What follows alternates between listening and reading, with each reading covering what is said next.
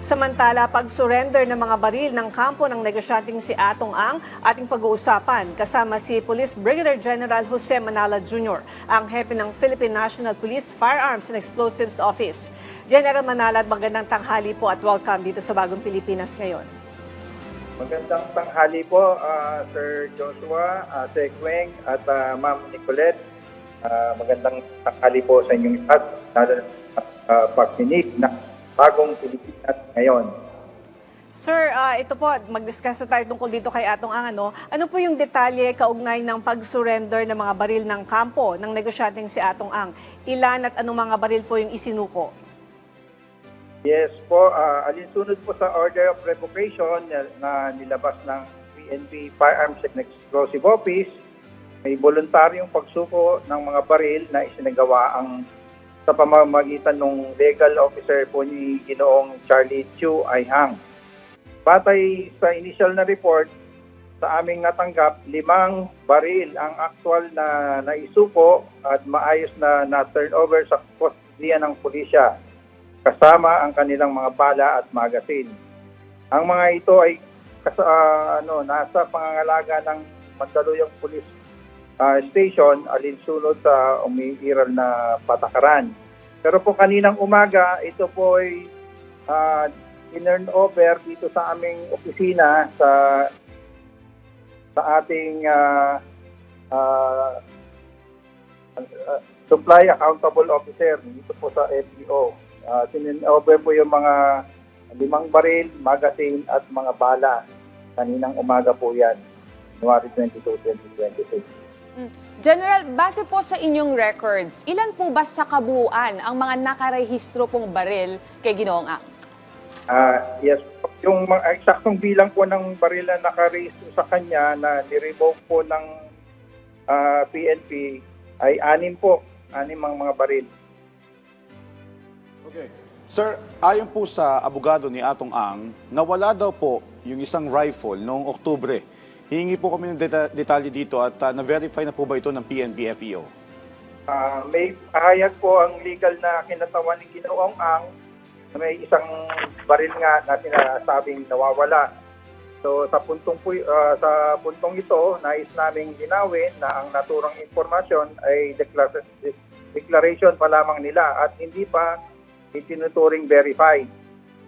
Ang PNP FEO ay sumusunod sa tamang proseso ng validation at fact-finding bago maglabas ng anumang final na pahayag. So, antayin po muna natin na mabuo yung request nila at i-validate po natin yon. General, ano naman po yung magiging hakbang ng PNP FEO sa sinasabing nawawalang rifle ni Mr. Ang? May parusa po ba na ipapataw sa kanya kung sakali dahil nabanggit ninyo na ito po ay base lang sa kanilang deklarasyon? Kung halimbawa mapatunayan na sinabi lang nila yon pero nasa kanila naman pala, ano po yung gagawin ng FEO?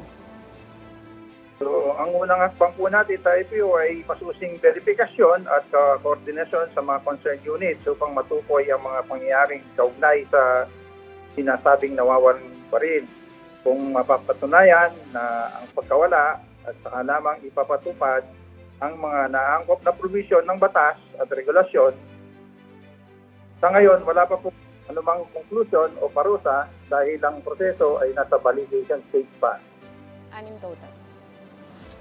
Sir, ayon po sa liham po ng abogado ni Ginoong Ang, wag daw po sanang gamiting basehan ang sinasabing nawawalang baril para sa unwarranted application ng search warrant. Ano po ang masasabi ninyo dito, General? Ang PNP po ay mahigpit na sumusunod sa konstitusyon at sa mga umiiral na batas. Anumang law enforcement action, kabilang ang aplikasyon ng search warrant ay dumadaan sa tamang legal na proseso.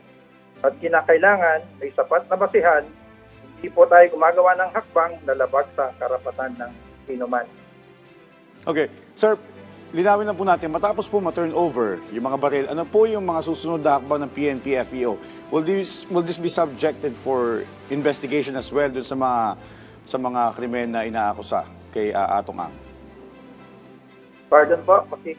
Ano po yung susunod na hakbang? After po i-turn over yung mga baril, ano po yung susunod na hakbang ng PNP FEO magiging subject for investigation din po ba ito patungkol doon sa mga krimen na inaakusa kay Atong Ang?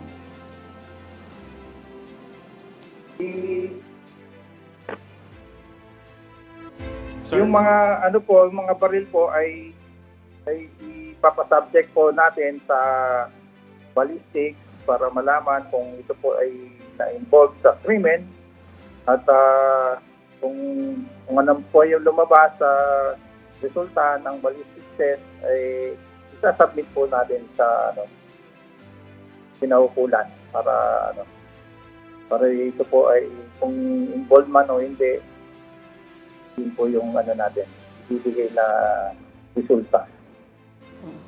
Okay, General, mensahe niyo na lang po sa ating mga kababayan kaugnay ng kahalagahan ng pagsunod sa Comprehensive Firearms and Ammunition Regulation Act, lalong-lalo na po doon sa may mga loose firearms o doon sa mga nakakalimot magparehistro ng kanilang mga armas.